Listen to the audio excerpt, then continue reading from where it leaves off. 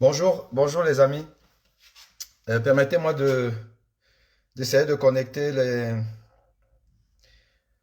nos frères de TikTok.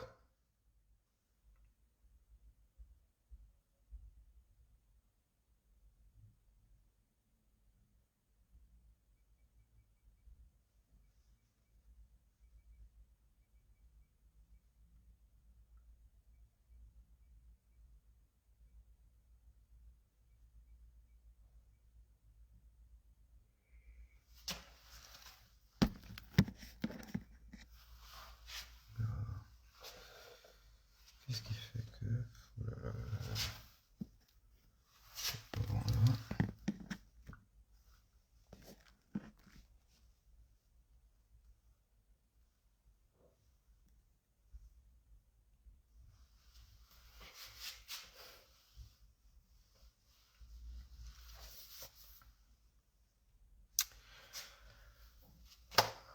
Alors, vous aurez remarqué que j'ai disparu des radars. J'ai disparu des radars de Facebook, de ma page, celle-ci que vous suivez, la page Doc Boniemé, ma page principale, la page où j'exprime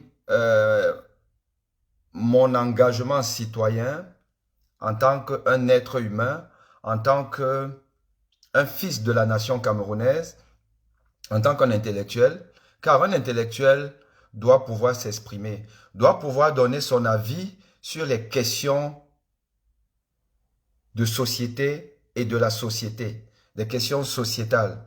Un intellectuel, c'est pas quelqu'un qui se tait, c'est quelqu'un qui, de par son expertise, de par son vécu, de par sa capacité à discerner, doit être capable d'analyser chaque fait et de faire une projection sur ce qui va se passer demain si on reste dans la même direction, dans les mêmes us, les mêmes coutumes, les mêmes ingrédients, car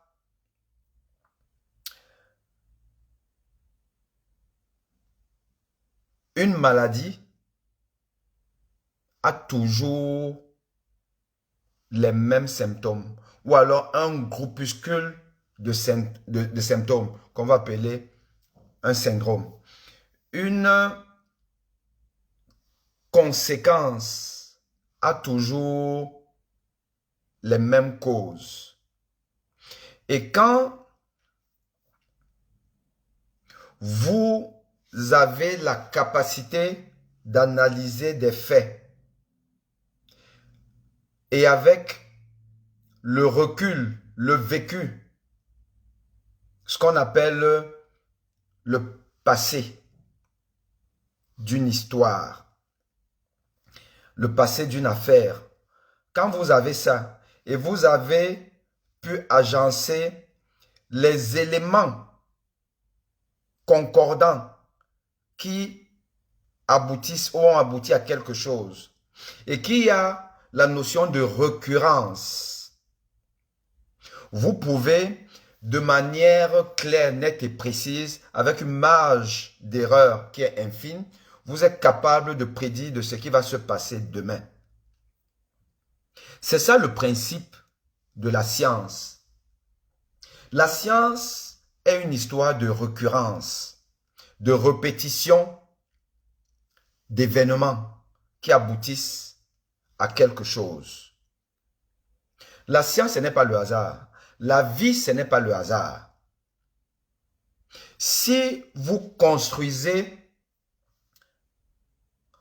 votre projet, il n'y a pas de raison qu'il n'atteigne pas un but déjà connu, parce qu'on n'invente pas l'histoire. Elle se répète. Rien ne se crée, tout se transforme. Si vous êtes dans un projet sportif et que vous avez mis en place des bases de votre projet sportif, et dans une logique qui est universelle, qui est que si vous voulez être des champions demain, commencez à construire la base, le football amateur. Donnez aux enfants les moyens de devenir les Messi de demain. Messi n'est pas devenu Messi tout d'un coup. Messi, à l'âge adolescent, a commencé à prendre les bases. Et il est monté, il est devenu ce qu'il est devenu. Si le Cameroun a été en 2002 classé parmi les potentiels demi-finalistes d'une Coupe du Monde, ce qu'une équipe africaine n'avait jamais eu en termes de pronostic. Aucune équipe africaine n'avait jamais été dans le cercle restreint des 4 meilleures équipes du monde. Le Cameroun l'a été en 2002. La génération là, elle a bénéficié d'une base, d'un socle au Cameroun où il y avait une organisation permettant à ces jeunes enfants de devenir bons, très bons, de jouer ensemble et de pouvoir tutoyer les grands.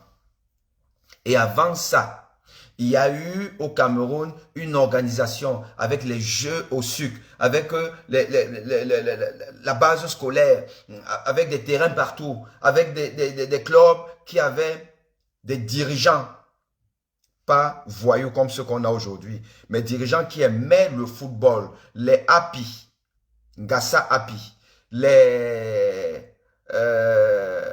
président de Dynamo de l'époque, des passionnés qui mettaient leur entreprise au service des joueurs.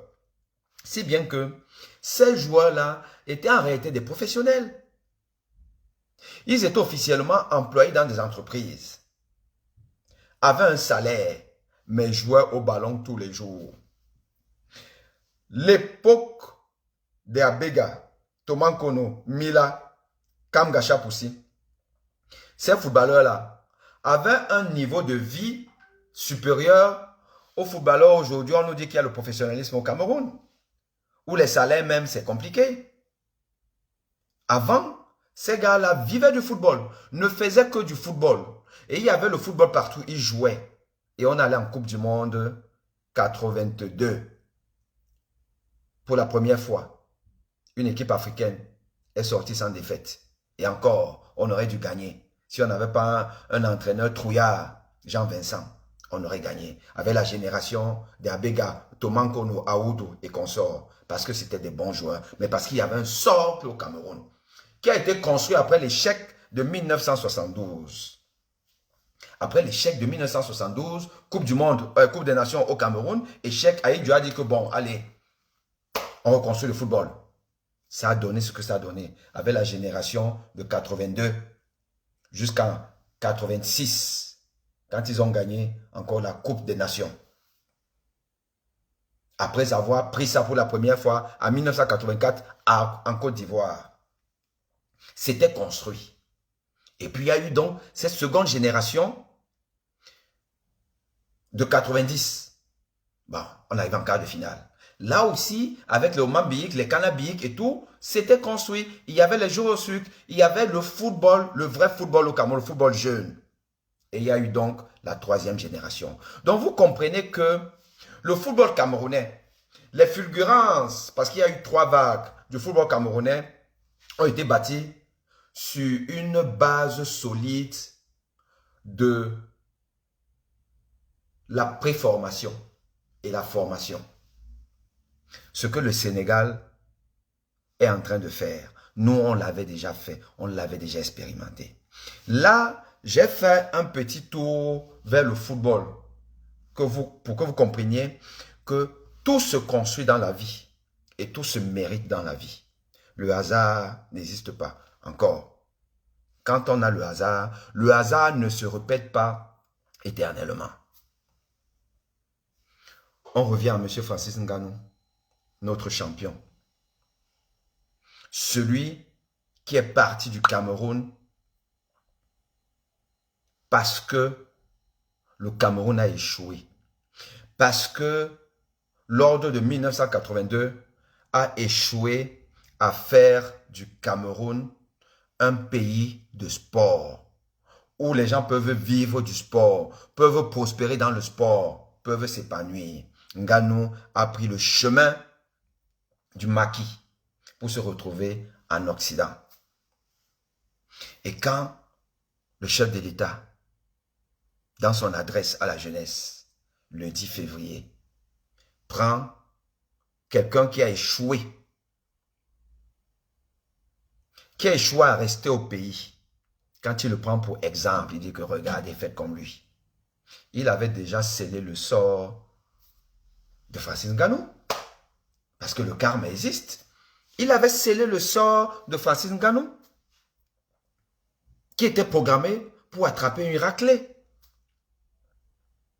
Quand celui par qui le malheur de Ngannou, le malheur des Camerounais est arrivé, prend Ngannou comme un exemple de sa réussite à lui, sa réussite politique. Il avait déjà jeté le ndem sur Francis Ngannou. Mais comme nous sommes fondamentalement de mauvaise foi, fondamentalement pas honnêtes, nous pensons toujours que les miracles vont se reproduire. Les miracles vont se reproduire. Tout le monde pense que le Cameroun, pays béni des dieux, je ne sais pas trop de quel Dieu, va toujours répéter le hasard de la vie. Qui fait que, oui, on dit les Camerounais sont partout. Quand vous entendez que c'est un Camerounais, c'est un Camerounais, oui, mais sauf que, regardons aussi le nombre d'échecs. Et Ngannou, je suis désolé. Bon, j'ai envie de dire que il n'a pas été honnête. Mais sauf de l'autre côté, s'il a fait le choix de l'argent, on peut comprendre que, écoute, je m'en fous de ce qui m'arrive, je prends l'argent. Mais sauf que, ce qui aurait pu arriver à Ngannou hier, c'est la mort. Ce qui aurait pu arriver à Ngannou hier, c'est la mort. Je ne sais donc pas s'il avait prévu qu'il pouvait mourir pour aller prendre de l'argent. Je ne sais pas si un être humain peut accepter prendre de l'argent pour mourir. Je ne pense pas. Parce qu'il vaut mieux avoir un peu. Et il n'était pas si malheureux que ça. Même dans le MMA, il n'était pas si malheureux que ça. Bon, voilà. Et donc, entre le peu qu'il avait et rester en vie et prendre de l'argent et mourir, je pense quand même que c'est... Donc, je ne pense pas que Ngannou avait dit, bon, je prends mon argent et puis je m'en vais. Je pense qu'il pensait sérieusement qu'il peut devenir le champion du monde de la boxe anglaise. Je crois qu'il le pensait réellement. Maintenant, parlons-en. Je tiens à rappeler aux Camerounais que Francis Ngannou a commencé par la boxe anglaise. Francis Ngannou a commencé par la boxe anglaise. Il est parti du Cameroun pour la France, pour faire la boxe anglaise, la boxe qu'on avait vue là. Donc, il avait déjà commencé ça même au Cameroun. Francis Ngannou est arrivé en France. On l'a accueilli dans ce club de boxe. Francis Ngannou est venu dire que bon, moi, je fais la boxe anglaise. On a vu Francis Ngannou. On lui a dit, tu es fort, tu es baraqué, tu es machin, truc là, mais ta place, ce n'est pas ici. Va au MMA. Francis Ngannou va au MMA parce que il n'a pas convaincu dans la boxe anglaise. Peuple camerounais, écoutez-moi bien. Francis Ngannou n'a pas convaincu dans la boxe anglaise. Et c'est pour ça qu'il s'est retrouvé au MMA par défaut. Donc il a fait son chemin au MMA, il est devenu champion du monde comme on a vu. Avec certaines limites criades pour faire de la boxe anglaise. Et peut-être que c'est l'une des raisons pour lesquelles il n'avait pas réussi à la boxe anglaise. Et je vous l'ai dit, j'ai fait des vidéos après le combat, avant même déjà Avant, déjà, j'ai fait. Et après le combat de Fury, j'ai fait les vidéos, les Camerounais m'ont insulté. Comme ils savent insulter.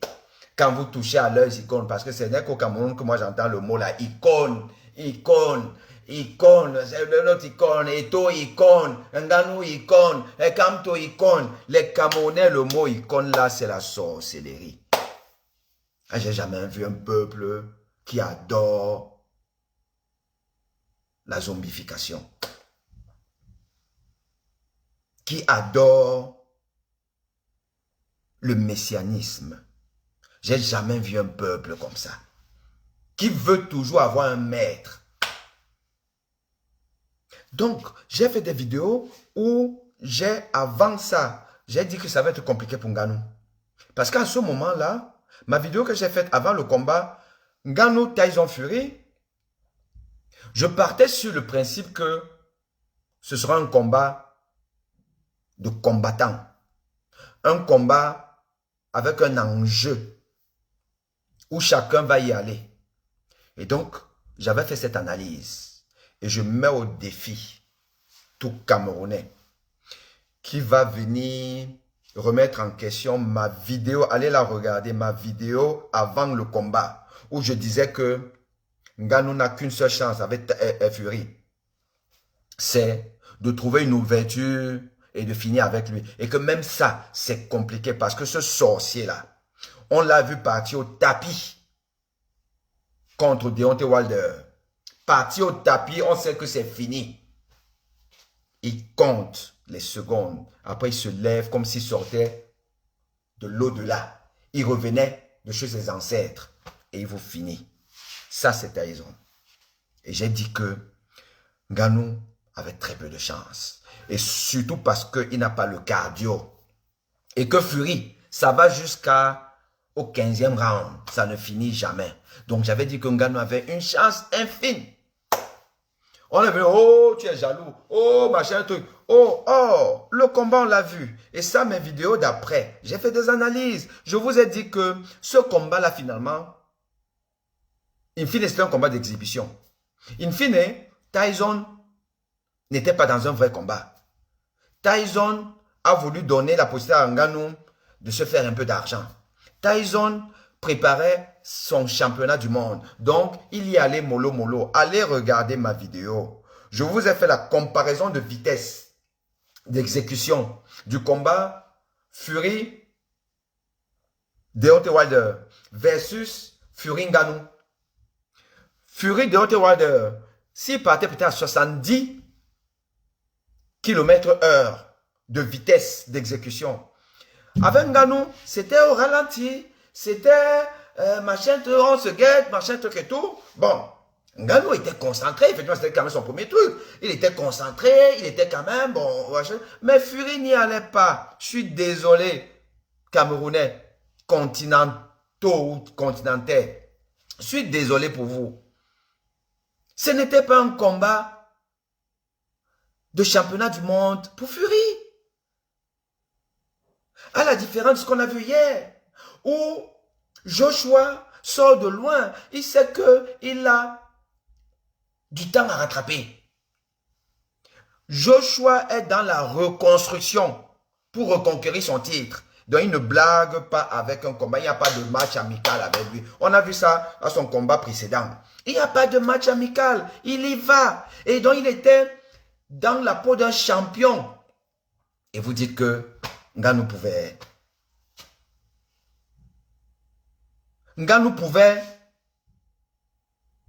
contre un Tyson Fury dans un combat de que je dois seulement gagner. Nganou pouvait. Les gens sont venus dire, oh, tu es jaloux, oh, machin truc, oh, si tu es toujours comme ça là, tu jalouses tout le monde, oh, machin truc, et tout, alors que j'expliquais techniquement que c'est un match d'exhibition.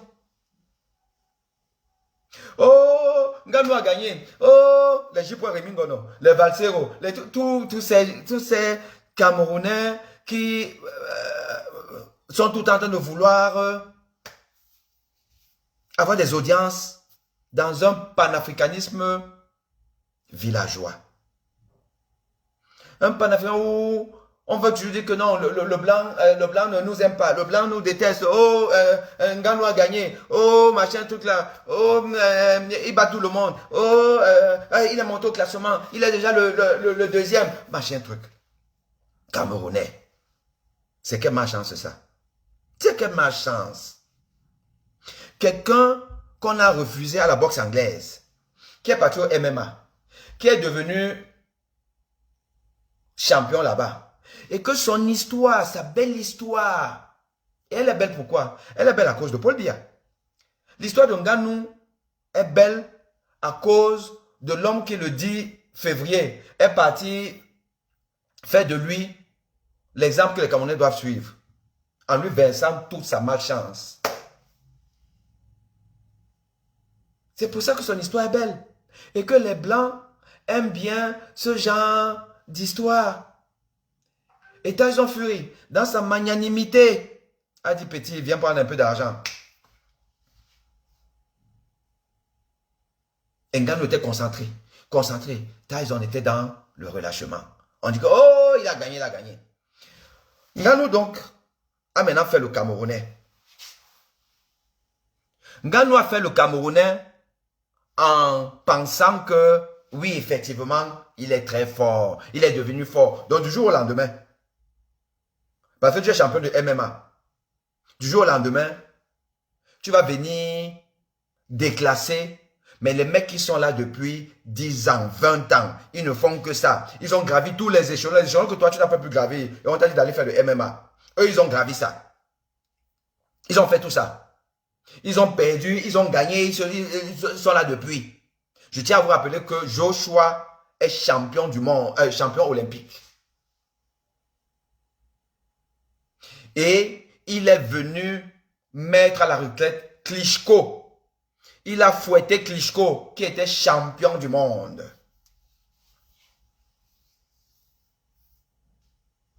Bon, après il a eu des passages à vide, il a été tapé, mais il est là-dedans depuis From. Depuis From. Donc vous me dites que le gars, lui ne vient pas pour blaguer comme Tyson. Blaguer. Il vient que lui aussi, c'est-à-dire qu'il finit avec toi. Vous me dites que Ngannou peut. Ngannou lui-même, il pensait qu'il peut. Ngannou qui ne sait pas faire la boxe anglaise. Depuis qu'en boxe anglaise, tu es comme ça là.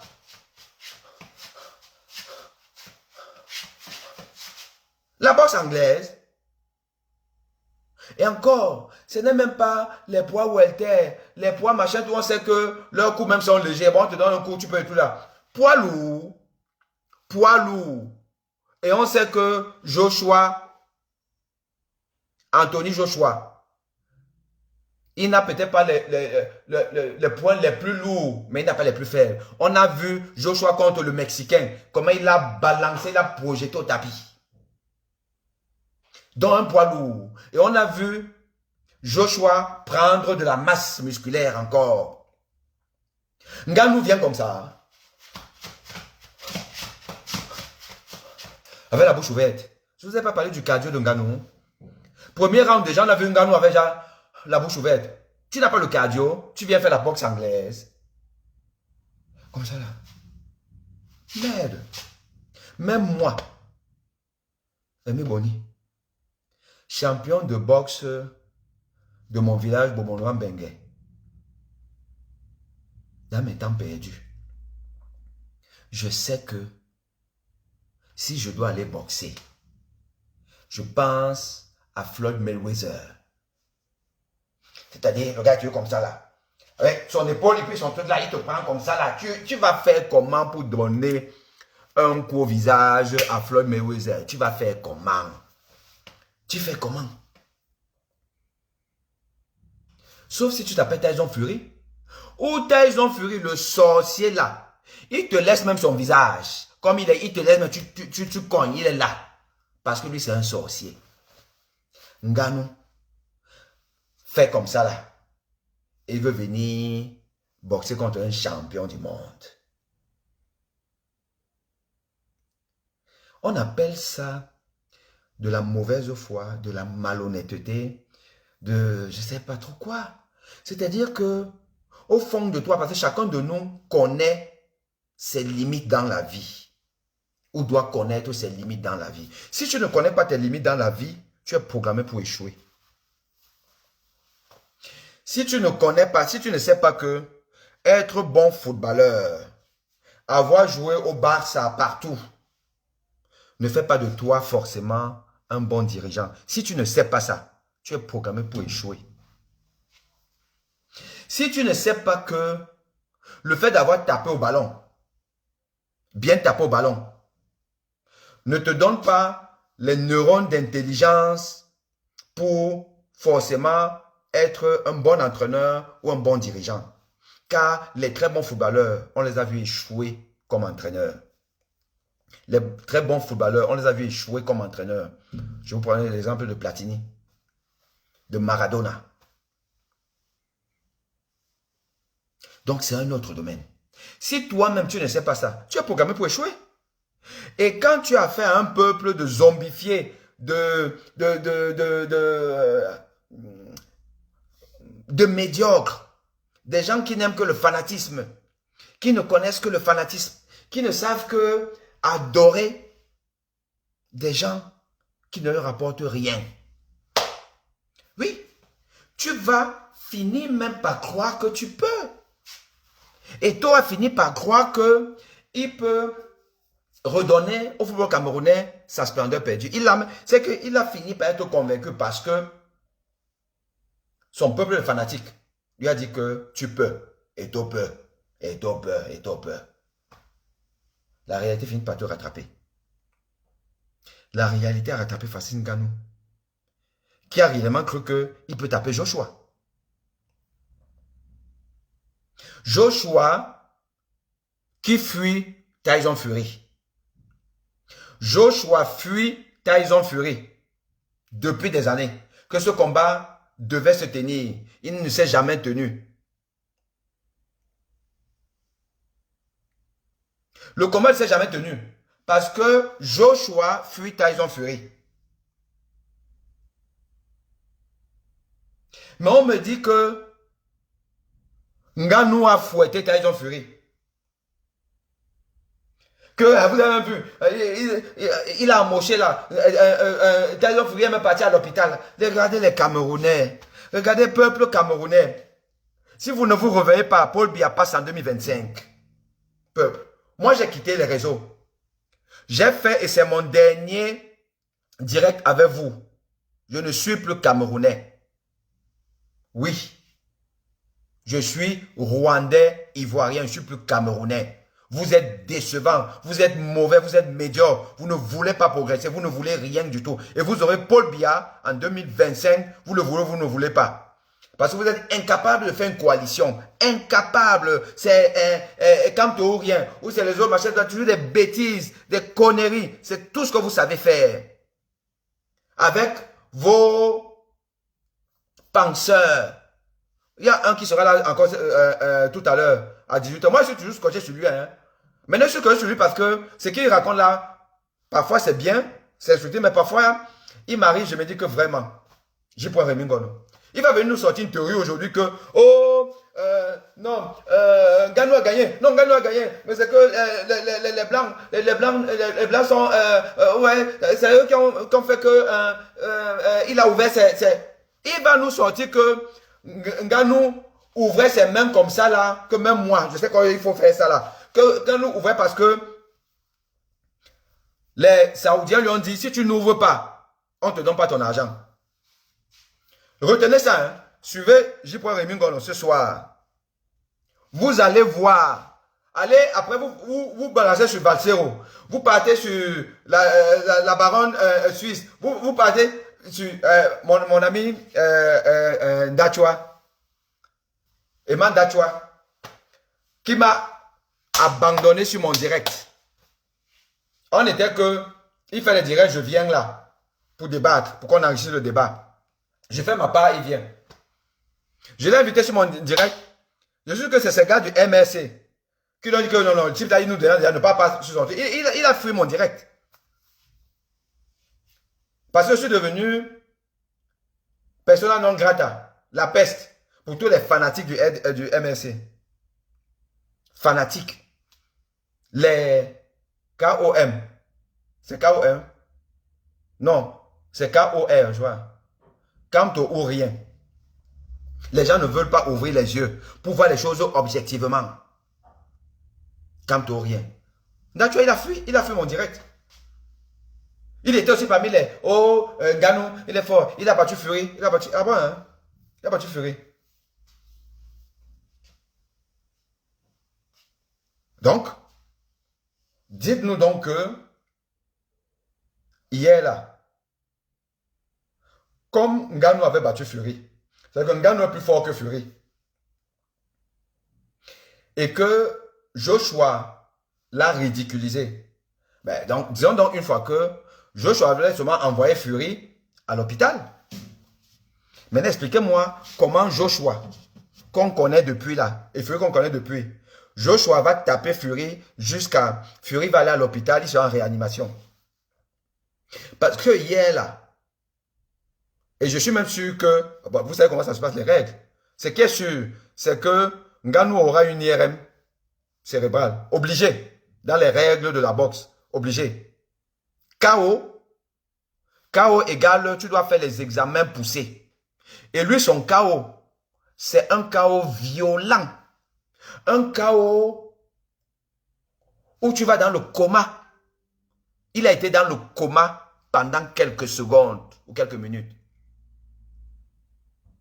Donc, commotion cérébrale. Ngannou a eu une commotion cérébrale. Et aujourd'hui là, je vous dis, Ngannou à l'hôpital, il est en observation.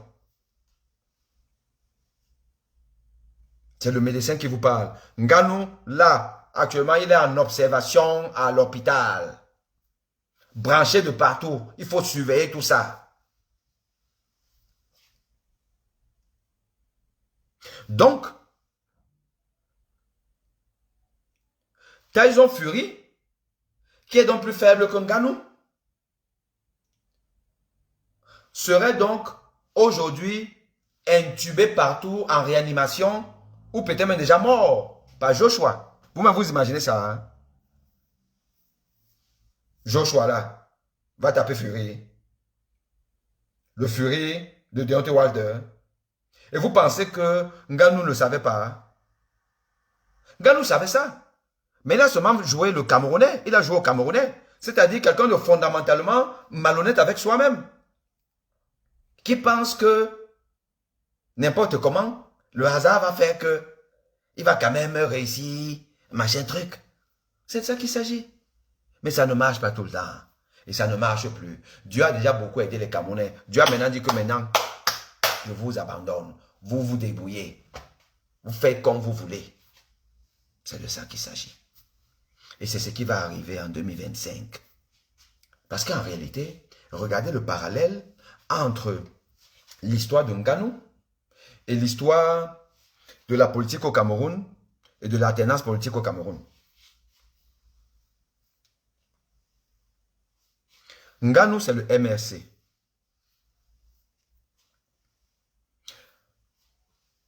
Qui pense que, bon, comme les circonstances ont voulu que, bon, je suis au devant de la scène, bon, en 2018,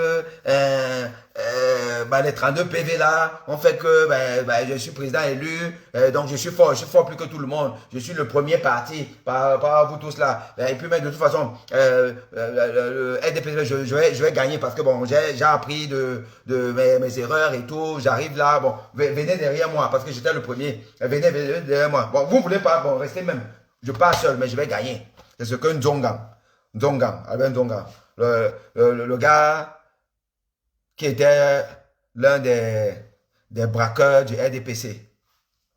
Braqueur de la démocratie camerounaise au RDPC, Ndonga. Maintenant, il dit qu'il est conseiller de Kamto. Ils sont qui là? Ils ont fait quoi? Machin de Kawala, c'est qui? Elle a fait quoi? Machin de Ballon, elle était en prison. Alors qu'ils ont été en prison par hasard. Hein? Ils étaient en prison par hasard. Vous pensez que Ndonga et Kamto savaient qu'ils allaient en prison? Puisque d'ailleurs, ils ont été attrapés illégalement. C'était illégal, tout ça.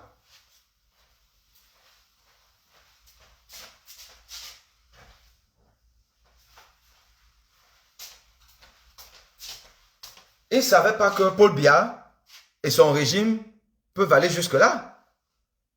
Que c'est des extrémistes. Ils ne savaient pas ça. Vous pensez que Kamto savait que comme il va marcher la marche pacifique, on va l'attraper? Non. Il pensait qu'il était dans une république normale. Voilà. Et on les a attrapés par hasard. Donc, ce ne sont pas des opposants qui sont prêts à sacrifier leur vie pour le tout. Pour dire qu'on a été en prison. Les autres ont fait quoi? Non. Le vrai opposant, hein, dans un pays de dictature, c'est le gars qui sait que, bon, comme je sors là, je vais aller marcher, je vais arriver à prison. Donc, il prend même déjà sa brosse à dents, il met déjà sa partie, il sait que, bon, la nuit là, il va passer ça en prison. C'est ça, l'opposant que se réclame Nzonga, mais qui n'est pas. Là encore, c'est une autre fémania de ces gens du MRC qui veulent dire qu'on a été en prison. Ils n'ont pas été en prison parce qu'ils savaient. Pour preuve, pourquoi ils ne remarchent pas? Pourquoi Kamto ne ressort pas? Nzonga, que bon, maintenant on va venir nous chercher. On va marcher parce que Bibou Nisaki est en prison. Fogé en prison. Et ce n'est pas normal. Donc, bêta, nous tous, on part là-bas en prison. C'est ça l'opposant dans un pays de dictature. Parce qu'un opposant dans un pays de dictature, il vit en prison. Jusqu'à ce que le peuple zombifié se dézombifie et dit que bon, tuez nous tous. Mais quand ces gens ne peuvent pas tuer tout le monde, on finit par libérer le peuple. C'est ça la vraie opposition. C'est pas le truc de Fémania que les Nzonga nous font là. Donc le MRC, c'est Nganou. L'autre opposition là, les autres gens là, c'est Nganou. On n'a qu'une opposition Nganou. C'est que les gens qui mentent, ils se mentent eux-mêmes et ils mentent le peuple. Que ben, on est fort, je suis fort. Ben, on nous montre les muscles là, on est les muscles. Alors qu'il sait que, comme il a entendu partir ce Joshua, il n'a pas le cardio. Qu'au bout du premier round, il va comme ça. Sauf que son a même commencé dès que Joshua l'a atteint, l'a envoyé au tapis. Là, au tapis, là, il avait déjà la bouche ouverte. Et donc, le RDPC, c'est la bande de Joshua, quand je dis Joshua, Anthony Joshua, Fury et autres. C'est que ceux qui ont déjà porté la ceinture du monde, là-bas c'est le RDPC. Le RDPC est au pouvoir par tricherie depuis 42 ans. 70 ans même, si on prend même aussi parce que l'UNC là c'est le RDPC. Donc, ils sont au pouvoir depuis toujours. Donc, ils connaissent toutes les tricheries. Ils ont l'expérience, le vécu de ça. Ils connaissent. Comme la bande des Fury Joshua. Ils sont champions du monde depuis. Ils savent comment on fait pour envoyer quelqu'un au tapis. Et Nganou, alias MRC, opposition, vient dire que moi je tape Joshua. Dans le MRC de Kamto, ou rien. Dit qu'en 2025 là, vous allez venir, vous n'avez rien. Vous n'avez pas les CAM, vous n'avez pas les sous-préfets, vous n'avez pas le conseil constitutionnel. Vous n'avez même pas le BIR, vous n'avez rien. Vous allez venir. Et vous allez compter sur qui? Sur vos fanatiques. Les gens qui savent seulement m'insulter sur Facebook. Qui ne sont forts qu'à ça. Parce que quand on vous attrape même par hasard, vous ne saviez pas qu'on va vous attraper. On vous met en prison. Ils sont là. Ils disent, je veux voir mes enfants grandir. Et c'est sur eux que vous comptez. Comme Nganou comptait sur ces faux compatriotes qui sont dans les réseaux sociaux pour dire que oh Nganou, tu es fort, c'est toi le meilleur, c'est toi qui es le meilleur. Alors que sur le ring là, c'est Joshua contre toi Nganou. Il n'y a plus de fanatiques là. Il n'y a plus Jibo Remingono. Il n'y a plus Valsero. Il n'y a plus Eman Dachua. Il n'y a plus personne. Tu es seul face à ton destin.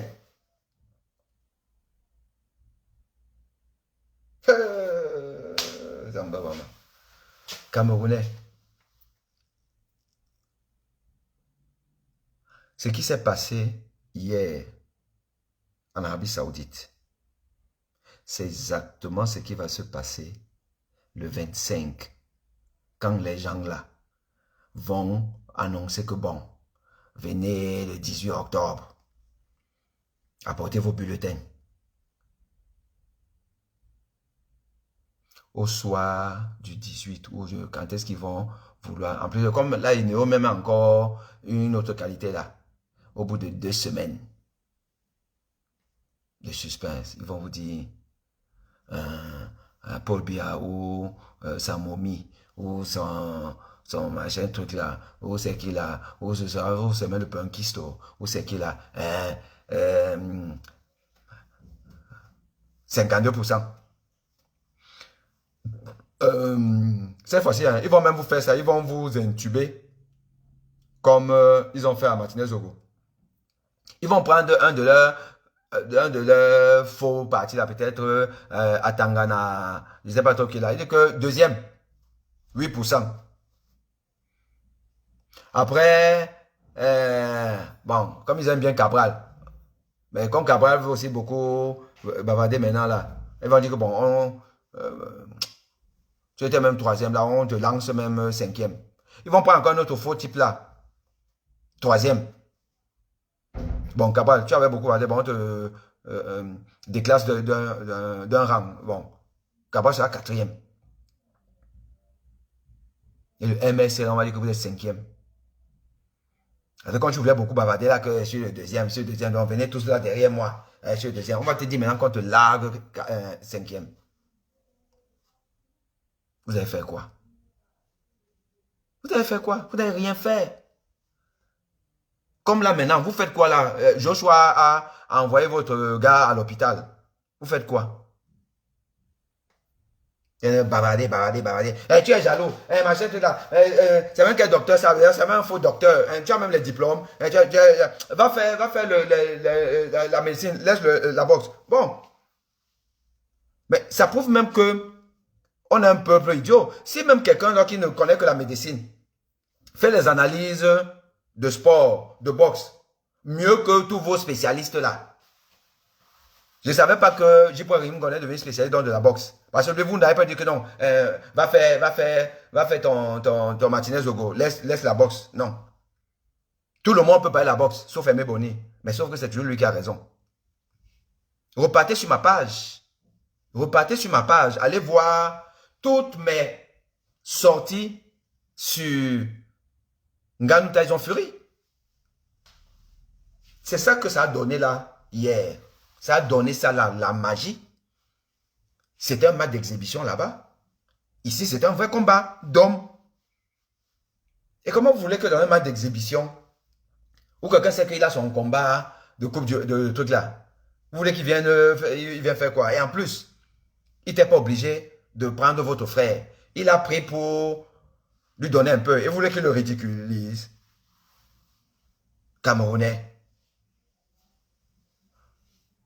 Insultez-moi. Vous m'avez insulté. Je vais dire que là maintenant, dès que je finis mon dossier, Ngannou avec vous, parce que j'ai aussi votre macabo sur ça.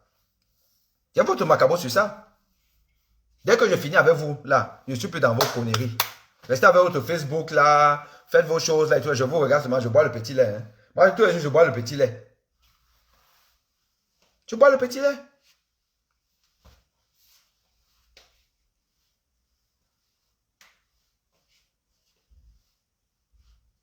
Vous êtes comme ça.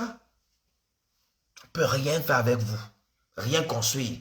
Le tribalisme, le fanatisme, vous êtes toujours dans les faux trucs. Même jusque-là, les gens continuent à faire leur mauvaise foi. Vous allez voir. Quand on vient vous dire, il y a qui?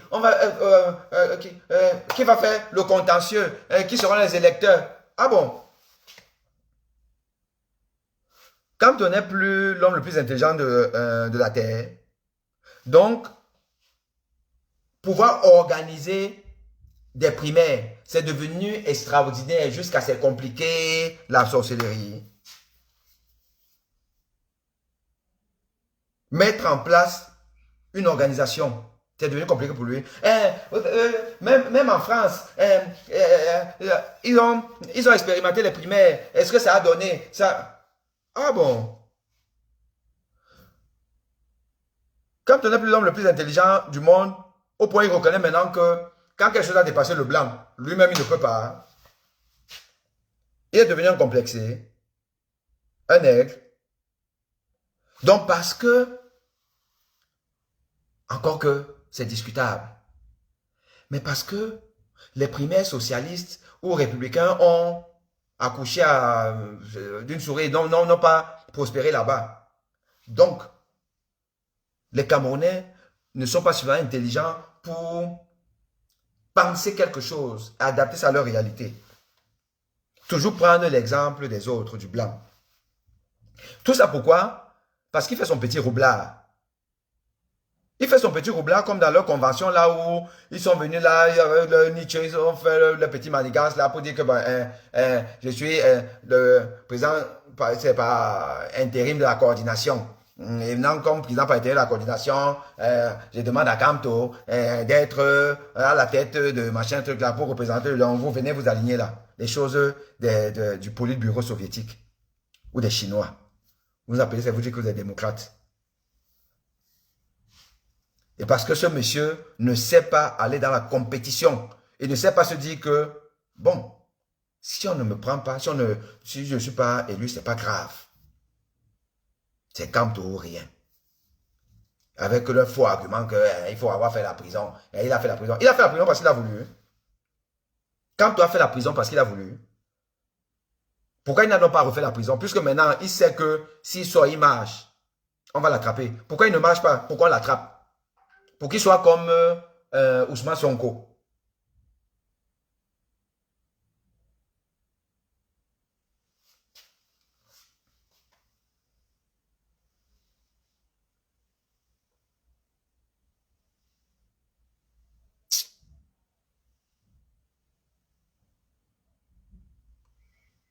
C'est tout ce que vous pouvez dire.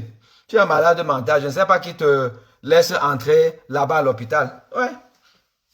Ça c'est les choses comme ça là, je n'efface même plus. Avant, j'effaçais et tout, je n'efface, je laisse la bêtise camerounaise prospérer. Elle va rester là. Elle va rester là. Après 2025, elle sera là. On va la ressortir. Voilà, voilà les Camerounais. Malade mental. On ne sait pas qui te laisse entrer à l'hôpital. Mais bimé coupe. Les Russes disent Pachotina Hoy Bled. Petit malade. Regardez le raisonnement des gens. Petit malade. On ne sait même pas qui te laisse entrer là-bas à l'hôpital. C'est ta maman qui me laisse entrer à l'hôpital. Tu comprends? C'est ta maman qui me laisse entrer à l'hôpital. Petit malade. Et tu viens sur la page d'un malade. Et voilà les gens comme ça qui supportent les camps. Comment moi je peux mettre un président d'un parti où la moitié de mes supporters sont justement des malades mentaux, des fanatiques, des gens qui ne réfléchissent pas, qui ne savent pas aligner de trucs, qui ne peuvent pas me poser des questions pour me remettre en question. Et je dis que je suis président d'un parti. Parti des gens qui ont un quotient intellectuel si bas qu'ils ne peuvent rien t'apporter. Que quand on va même dire là que, bon, allez maintenant voter demain, tu te rends même compte que la moitié n'a même pas de carte de vote. Ils ne savent même pas comment on fait pour avoir une carte de vote.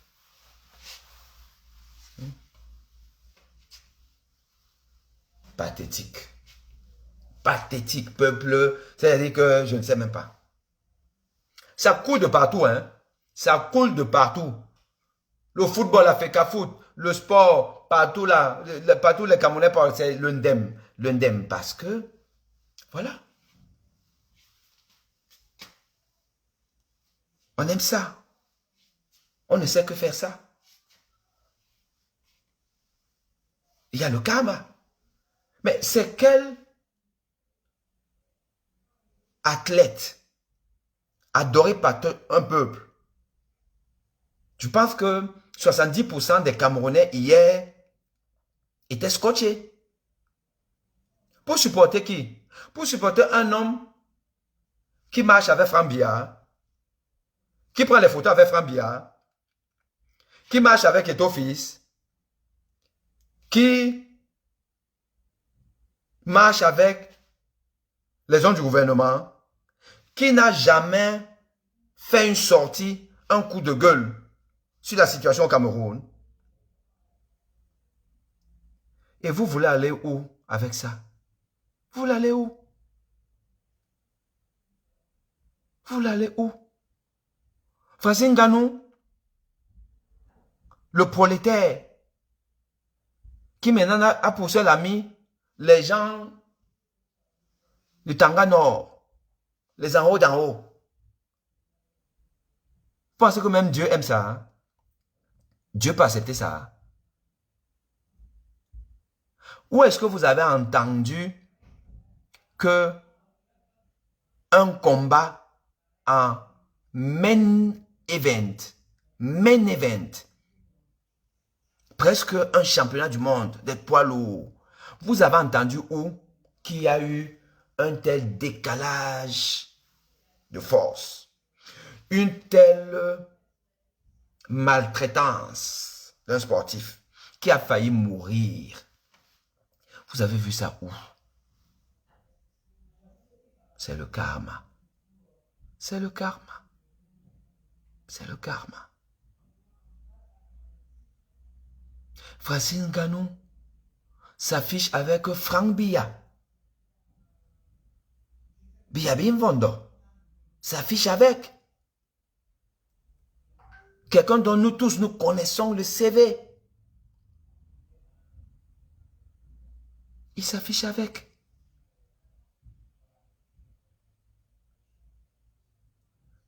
Et Eto'o-Fils dit encore à France 24, vous savez que j'ai toujours supporté le président Biya. Ah bon? Il a toujours supporté, il a toujours voté, il a toujours supporté le président Biya.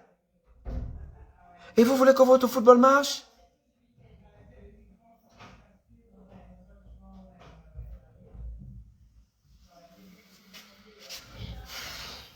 Peuple, je vous laisse. Je voulais juste vous dire ce que je pense une dernière fois du Cameroun, de l'avenir du Cameroun. Vous exprimer ma colère, ma déception sur un peuple qui ne veut pas avancer, qui ne va pas avancer. Qui ne va pas avancer. Et ça, c'est implacable, c'est une démonstration logique.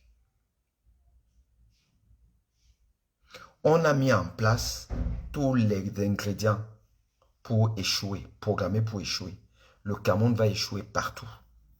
Ce qui s'est passé avec Francis hier, Ngannou, c'était prévisible. Je vous l'ai dit depuis. Vous ne m'avez pas écouté. Parce que vous n'écoutez pas les gens qui disent la vérité. Vous n'écoutez que oh, on est beau, oh, on est les meilleurs, oh, on est machin, truc là, oh, c'est nous, oh, on a la poussière, mais c'est pas grave, oh, si vous avez les bidonvilles, machin, truc là. C'est ça que vous écoutez. Si tu ne connais pas tes limites, tu ne peux pas avancer. Ngannou devait savoir qu'il n'a pas le niveau pour un combat, pas d'exhibition, mais un combat sérieux avec le Gotha des poids lourds de la boxe anglaise. Il devait le savoir. Il devait le savoir. Il a fait son match d'exhibition avec l'autre. Bon, on pouvait encore partir en négociation avec quelqu'un qui veut aussi faire un match d'exhibition. Il prend son truc là, il rentre. Mais il n'a pas le niveau, on a vu ça hier. Et cet écart de niveau entre les deux, c'est-à-dire qu'avec Fury lui-même aussi, Ngannou le sait, mais il vous a menti. Parce qu'il est Camerounais. Parce que le Camerounais aime mentir. Le Camerounais aime tricher. Le Camerounais aime la gratuité. C'est ça le Camerounais. Et Ngannou, il s'est pris à ce jeu-là. Surtout en côtoyant les vampires d'en haut, qui passent le temps à tricher. Il a voulu faire comme eux. Et voilà ce qu'il y a eu. Bon, il va empocher son argent, ça c'est vrai. Mais il n'y a que ça dans la vie, l'argent. Là. Il va encore passer où on ouvre les portes, on bombe. C'est fini. Le côté notoriété, c'est fini. Bon, il part avec l'argent, c'est sûr. Mais là, il part en Côte d'Ivoire, on ouvre les portes. Il part ici, on ouvre les portes. C'est fini. Je vous assure qu'un Nganou, les numéros de téléphone des princes d'Arabie Saoudite, des machins, trucs là, les organisateurs, du jour au lendemain, Nganou, ce sera fini. C'est-à-dire qu'il va me vouloir appeler quelqu'un, quelqu'un ne décroche même pas. C'est ça le sport, c'est ça le milieu là. C'est fini. Quand on me dit qu'il retourne au MMA, retourner au MMA où l'américain là règne, Nganou va venir là-bas. Hein, avec psychologiquement ce traumatisme.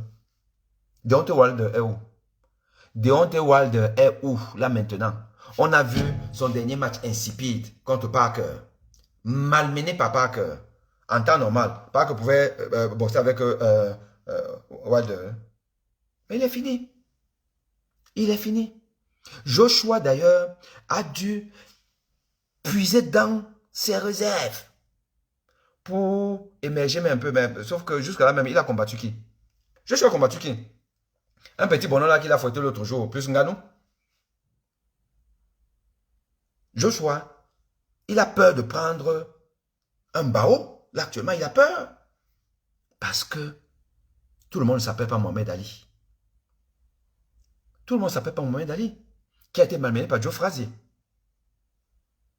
Joe Frazier même qui a été ridiculisé par George Foreman. Mais Mohamed Ali, des gens comme ça, il y en a qu'un passeport. Et dans la boxe, c'est Mohamed Ali.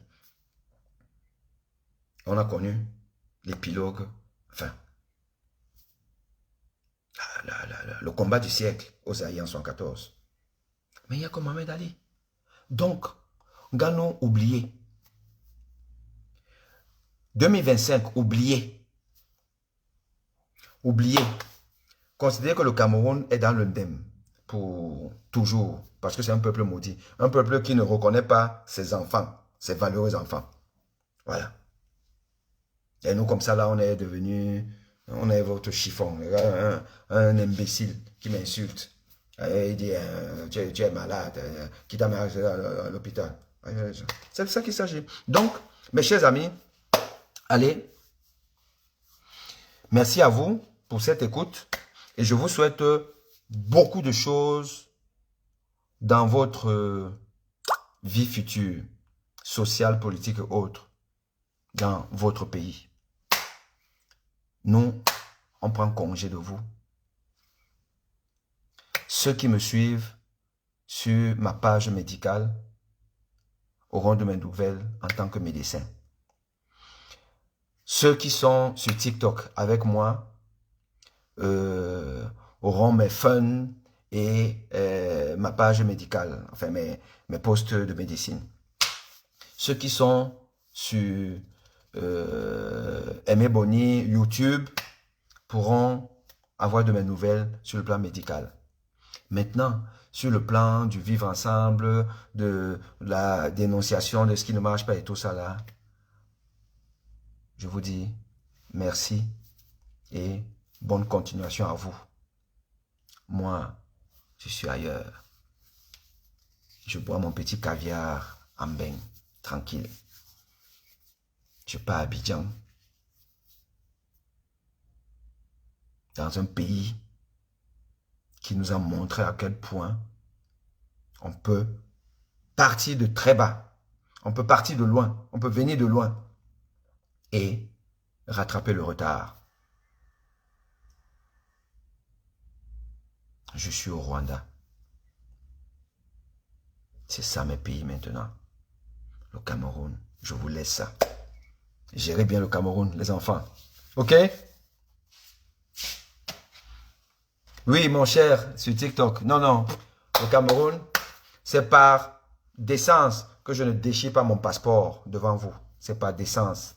Et parce que, au fond, c'est le pays de mes ancêtres aussi.